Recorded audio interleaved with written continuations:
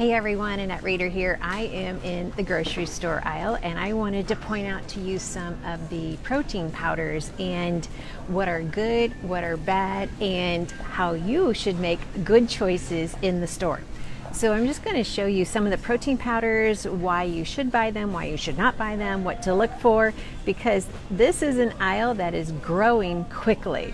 So let's be smart about what we're buying and let's take a look. All right, so here you can see I've got several proteins lined up here. Also, you might look at this and think this is just a flour. It might be just a seed, and lots of different things. So we've got a new one here in the category. This is a lupin all-purpose flour. So what I want you to know, you may think, oh, what is that?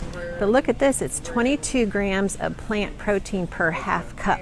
That is a huge amount of protein because, as you know, I am all about protein. And the second thing I'm all about is fiber, and we've got 20 grams of fiber here. Turning it over, you always want to look at the ingredients. It's not what's on the front, it's what's on the back that makes a difference. So we have lupin flour, we have rice flour, we do have some soy and potato.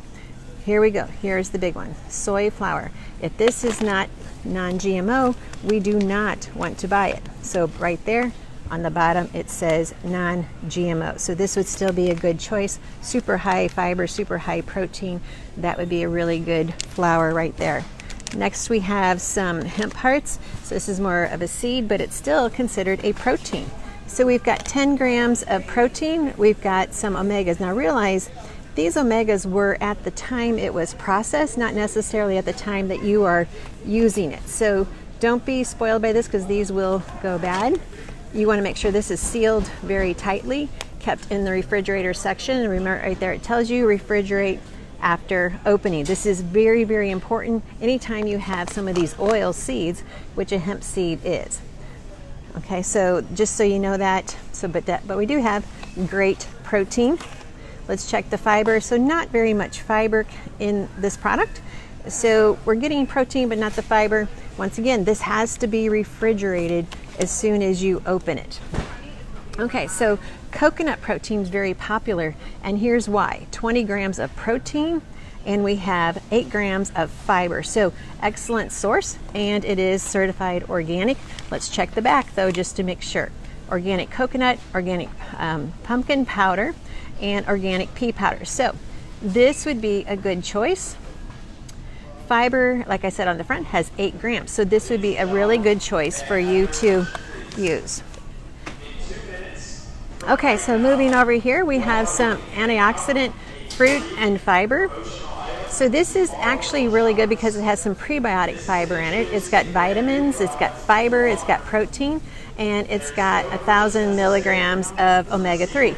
Now, remember what I just said, your omegas are best when they are freshly processed, not when they've been stored, because they lose their antioxidant value, they lose their shelf life as soon as they are processed. So this should say somewhere on here to refrigerate.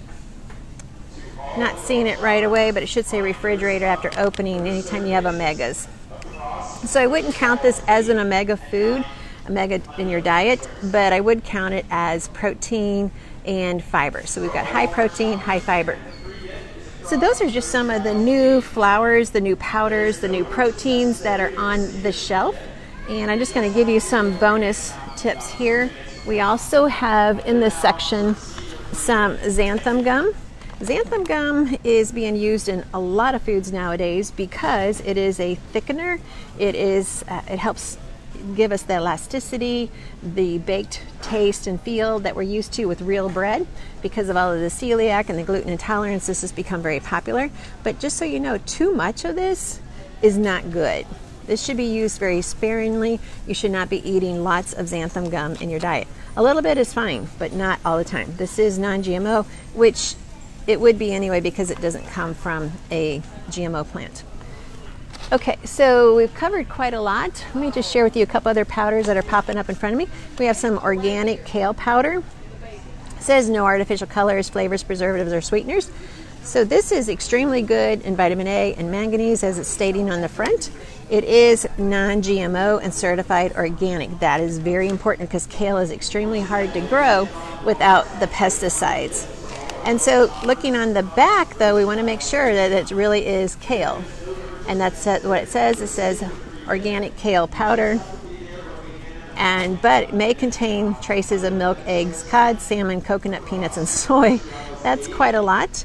They do not, and this is also a product of China. So would not be a product of choice that I would buy. It has the California certified organic farmers, but yet a product of China. So very questionable. I would not buy this product because of mixed messages that it's given you on the label. Okay, so as you can see, these are good options, but what you also want to recognize is the price points on all of these products. This is where eating healthy can really bust your budget. And a lot of people say, well, eating healthy costs too much. Well, this is because we're trying to use these processed foods versus just eating real food. Although these are good options, I just don't want you to spend the money on them. You could do this so much easier with just real food. So just a few more tips let me throw in here. Okay, right down here, just add this into this talk. We have whole flaxseed and we have flaxseed that has been ground. This is a no. This would be a yes. Do not buy ground flaxseed. Here we have it in bulk. This is not going to give you the nutritional burst of nutrients that you need because it's already been ground up. Now, if you're just looking for fiber, then go for it. Either any of these is good if you're going for fiber. And look at the price. I think that's a misprint. No, actually it is. It's right. So I'm not sure why this one's don't really get their pricing here, which is kind of fun. But so if you're just wanting fiber, you'll see you get 2 grams of protein, you get 4 grams of fiber, and that's in 2 tablespoons. So if that's all you're looking for, then go ahead and eat that. But if you're wanting to get out of the flax seeds what God put in it, that would be the lignin oils, several other essential oils. If you want to balance your hormones, you want to get rid of restless leg syndrome, dry eye syndrome, then you want the whole flax seed. That is where the difference comes in. So anyway, this is just some tips on how to shop in the grocery store. If you have questions, I would love to answer them. And as you're watching, you realize I am a net reader, the biblical nutritionist, and it is my joy to serve you. It is my joy to bring this grocery store tour to you so that you can learn how to be extremely smart in the grocery store and extremely smart with feeding your family so they can have a healthy tomorrow. Be sure and give this a thumbs up or a comment down below so that we can all learn together. And as I get to incognito visit these grocery stores and share this with you, I love getting your comments down below. So be sure and share this, like this, all of those things that you know how to do.